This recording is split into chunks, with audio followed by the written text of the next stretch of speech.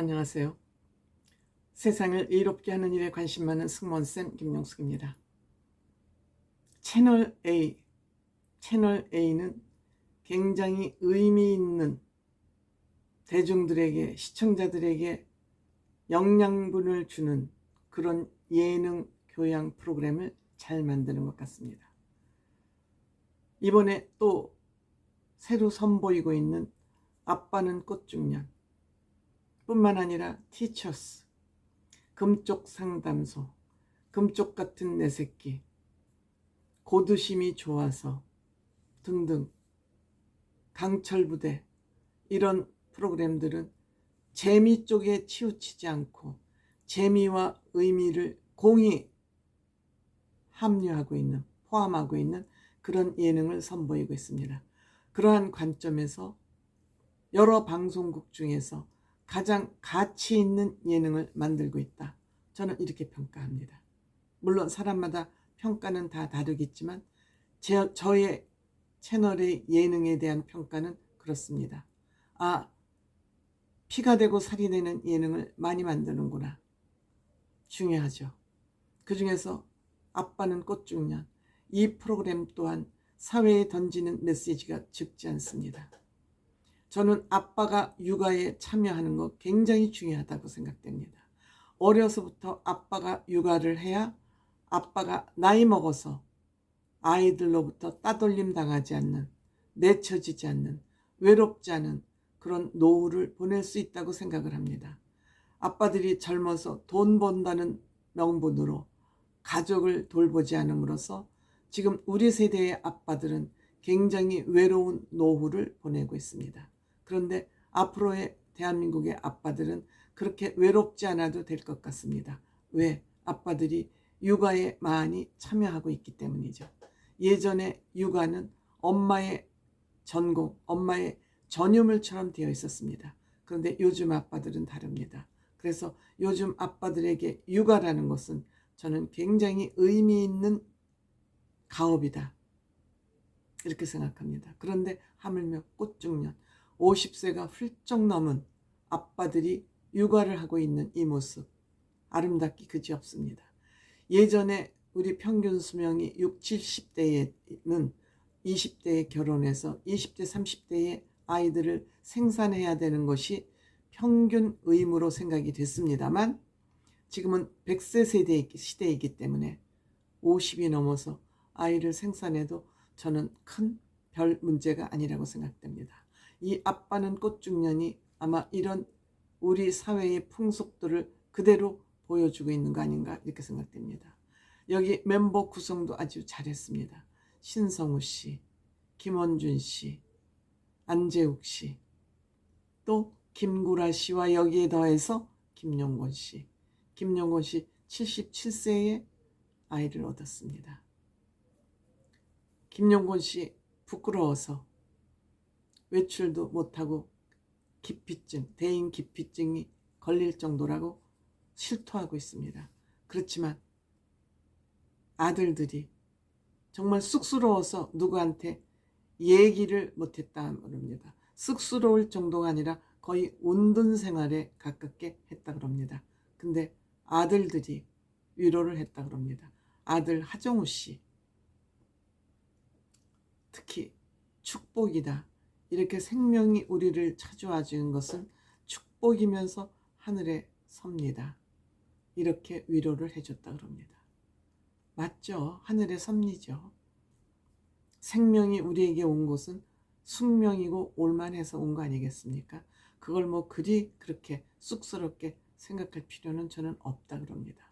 그것은 아이를 생산할 능력이 아직도 있다는 걸 의미하는 거 아니겠습니까? 그렇게 생각을 했으면 좋겠고요.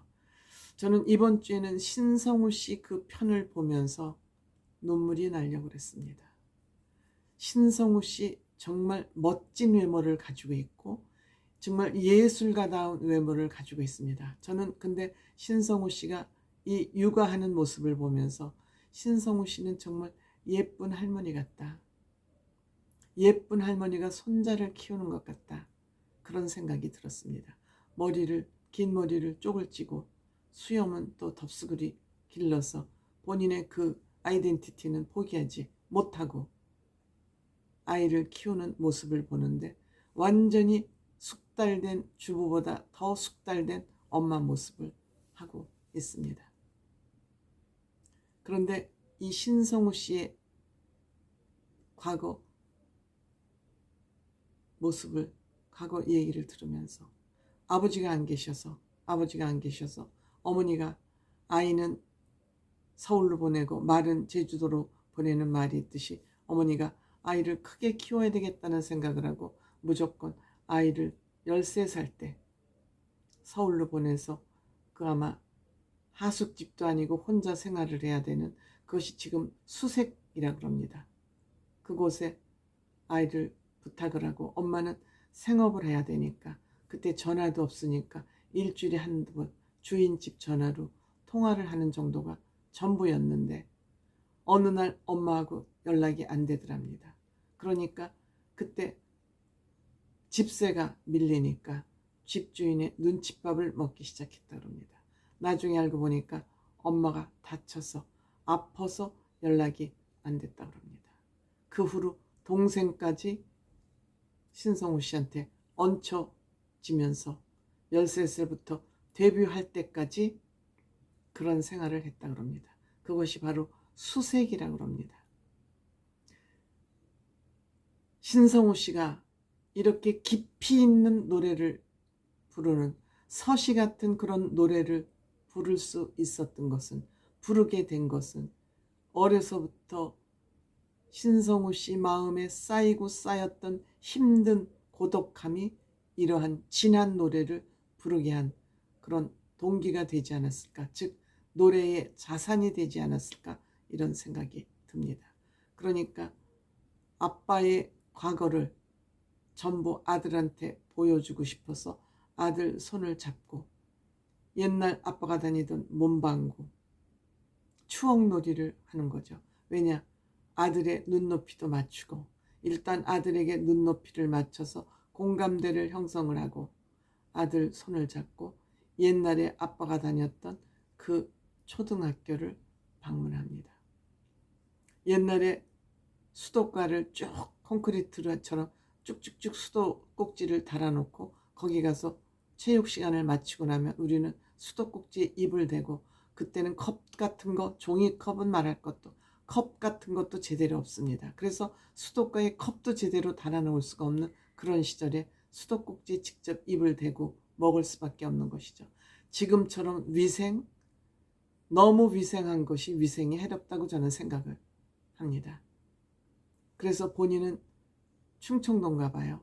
사투리를 써서 창피도 당했고 촌놈이라는 별명도 그때 얻었다. 그러면서 아빠의 과거를, 그 달동네 같은 그 골목을 다 데리고 다니면서 아들에게 보여줍니다.